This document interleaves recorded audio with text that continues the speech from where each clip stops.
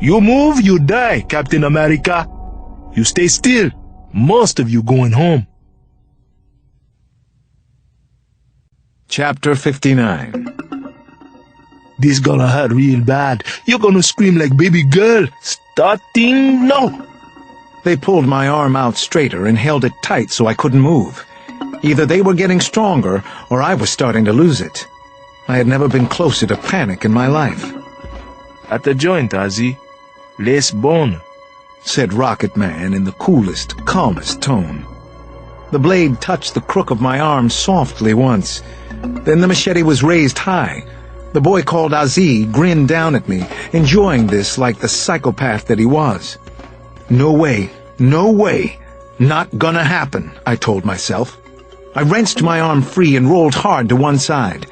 The machete whiffed, and the pistol fired, ringing sharply. But at least I wasn't hit. Not yet, anyway. I wasn't done, or even started. I entwined my arm with the shooter's and snapped his wrist. I heard it break, and the gun fell from his hand. The first one to get to it was me. Everything was shadows and noisy chaos after that. The punks were all over me again, which was lucky in a way. I think it kept the machete blade away long enough for me to get off a warning shot. Then I scrambled up, my back to the door. "Get over there!" I shouted, motioning with the gun. I had them covered, but it was dark, and the layout of the building was a complete mystery to me. They would figure that out soon. Sure enough, rockets barked an order. "Go! Outside!" Two of the gang whipped away in opposite directions. One of them vaulted out an empty window frame. I didn't see where the other one went. What you gonna do, man? Rocket said with a shrug. Can't kill us all. I can kill you, I told him. The others were doubling around behind me, I knew. I was either going to have to start shooting these boys or run like hell. I ran. Chapter 60. I had enough of a head start and enough cover from the darkness to get out of sight fast. Suddenly I could smell a combination of things, burning, rotting, and growing, all at the same time. I flew down a couple of dirt streets and around a corner, and eventually saw the light of a fire in a vacant lot. Moses? I was in the vicinity of where he said he'd be. I threw myself down in a stand of high weeds and waited for the thugs to run past. They shouted as they went, one small group to another, splitting up and looking for their prey. Me. It was difficult to accept that boys this young could be hardened killers, but they were. I'd seen it in their eyes, especially Rocket's. That boy had definitely killed before. I waited several minutes. Then, keeping low, I cut around behind the fire until I was close enough to call out quietly. Thank God Moses was there. He and his friends were eating crumbly rice and homemade peanut butter. He was tentative at first until he saw who it was skulking in the tall brush. "Come with me, sir," he told me in hushed tones. "It's not safe for you to be here now. Boys looking for you. Bad boys everywhere." Tell me about it. I wiped a stream of blood from my face with the back of my arm, forgetting how much it was going to hurt it. Shit! "It's not much. Y'all be okay." Easy for you to say. I forced a grin. I followed him through the back of the lot and up the next road to a narrow side street. We were in a shabby tenement neighborhood, one long row of mud brick hovels. Several huts had people in front, cooking and tending fires, socializing at this late hour. "In here, sir. This way, please, hurry." I kept my head down and followed Moses through an open doorway into one of the huts. He lit a kerosene lamp and asked me to sit down. "My home." The place was just one room with a single window cut into the back wall. There was a thin mattress on the floor and a jumble of cookware, some clothing, and caved-in cardboard boxes stacked in the corners. Moses deftly tossed a dirty cloth onto two hooks over the open doorway and said he'd be right back. Then he was gone again. I had no idea where he'd gone, or even if I could trust him. But what choice did I have right now? I was hiding out for my life. Chapter 61. It took a minute for me to catch my breath. and to check out the handgun I'd grabbed from the gang of boys. It was a subcompact Beretta, not a cheap piece. The magazine had the capacity for only 7 rounds, and 5 were gone. With luck, I wouldn't need the other 2 to get through tonight. Make that with a lot of luck. I was sweating profusely, and I was scared. No way around it. I'd almost lost an arm back there. Things could easily have gone the other way. Talk about close calls. I heard a noise outside and raised the Beretta. Who was there? Now what was happening? Don't shoot me, sir. It was Moses, and he had a small pot of water. He gave me a rag to clean my face. What do you do now? It was a good question. My instincts told me Houston Rockets hadn't lied. The tiger was already gone. Most likely he was on his way to Nigeria with his diamonds. I'd missed him again. The killer and gang leader was no fool. I guess I need to see about a flight out of here in the morning, I said to Moses. The airport is small, sir. They can easily find you there. The boys or maybe police. He was right about that. It wasn't even an airport. It was just an airstrip with no cover anywhere that I could remember.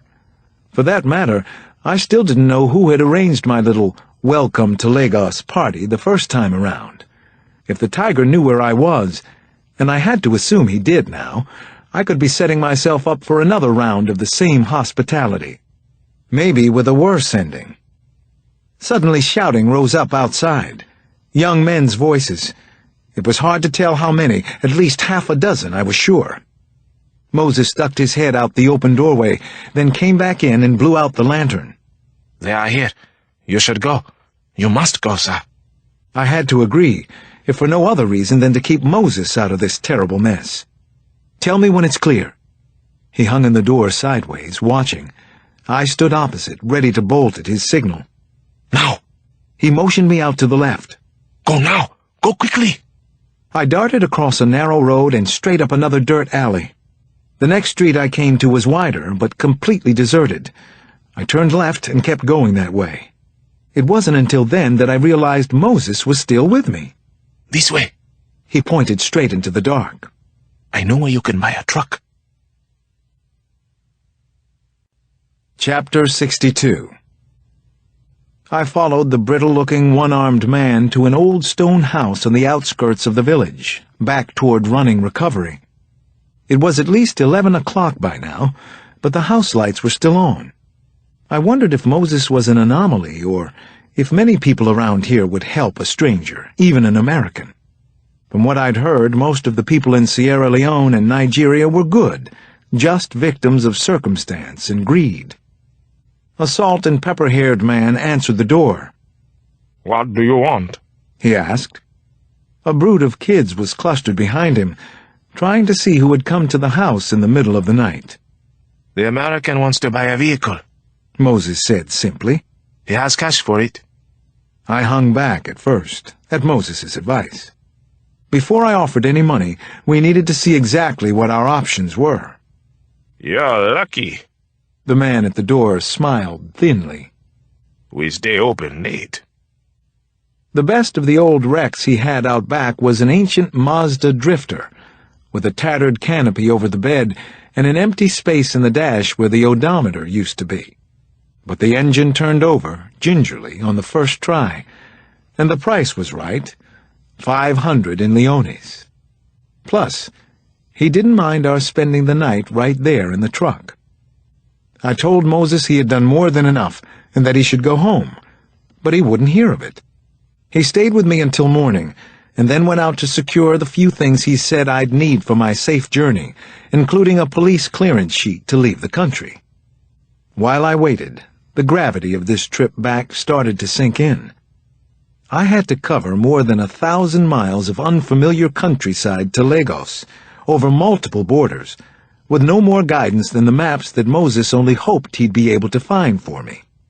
So when he came back, I had a proposition for him. "Make this trip with me and you can keep the truck," I said, "as a fair trade for your services." I expected a conversation, or at least a pause, but there was none. He hoisted a goatskin bag of provisions from his shoulder into the truck, then handed me back the money he hadn't spent. Yes, I will do it.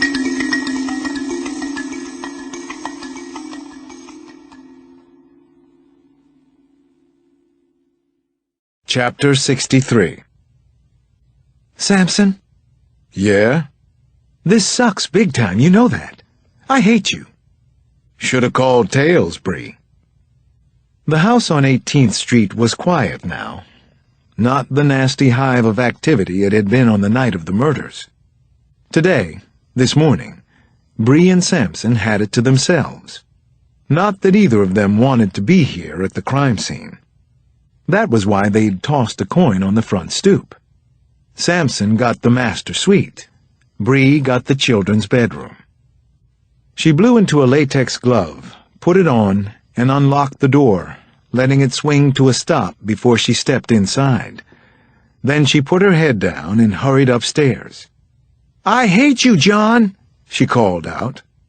The kids' bodies were gone, of course, but there was the residue of printing powder everywhere. Otherwise, the murder scene looked the same. Matching yellow comforters soaked through with blood, wide spatter pattern on the bunk bed, rug, walls, and ceiling. 2 small desks on the opposite wall undisturbed, as if nothing unspeakable had happened here. Ayana Aboud had been 10. Her brother Peter, 7. The hit on their father, Basel Aboud, was a hell of a lot easier for Bree to comprehend. His columns in the Washington Times had been an early and insistent voice for U.S. military intervention in Darfur, with or without UN Security Council buy-in. He wrote of widespread bribes and corruption both in Africa and Washington. By definition, the man had enemies on at least 2 continents. The kind of enemies who go after your wife and kids while they're at it? It sure looked that way. All 4 of them had been slaughtered in their house. Bree turned a slow 360, trying to see it all for the first time again. What jumped out at her now? What had they missed before? What would Alex see if he were here instead of in Africa? Africa. For the first time it made some sense to her for him to be there. This kind of violence. Africa was where it came from. This warning could only be fully understood in the context of Lagos, Sierra Leone, Darfur. Certainly the killers made no pretense of covering their tracks or hiding anything. Patent prints were visible everywhere that there was blood. Hundreds of latents had turned up as well, all over the house, the walls, the beds, the bodies of the dead. Food had been hastily consumed in the kitchen, the remains of a pork chop dinner, Neapolitan ice cream scooped from a tub, soda pop, and liquor. Imagine the level of stupidity, or the indifference to being caught, tried, and sentenced to lifetime in prison for these unspeakable murders. Bree didn't need results to know that none of these prints would flag in the FBI's fingerprint ID system. Her best guess was that the killers were young African nationals with no priors in the U.S., and most likely no record of having entered the country either. Some of them would probably match prints taken at Eleanor Cox's home. Some would not. They were savage ghosts whom someone older could use to do his dirty work, she thought. Very efficient. And very much fucked up in their heads. God, she hated him. Whoever was behind this. She came full circle and was staring at the children's beds again when a soft tap-tap sounded at the dormer window behind her. Bree wheeled around and nearly cried out in surprise. She had always had a fear of getting shot in the back. A young boy, small and wide-eyed, hung on to the fixed burglar bars outside, and he was looking in at her. When their eyes met, he let go of the bars with one arm and beckoned her over. "I saw the bad murders. I saw everything," he said in a quiet voice, meant only for her. "I know who the killers are." Chapter 64. "Please, I can tell you what happened in the house. Everything." The boy's small voice came muted through the glass. Bree was thinking that he couldn't be more than 11 or 12. He was either scared or a good little actor.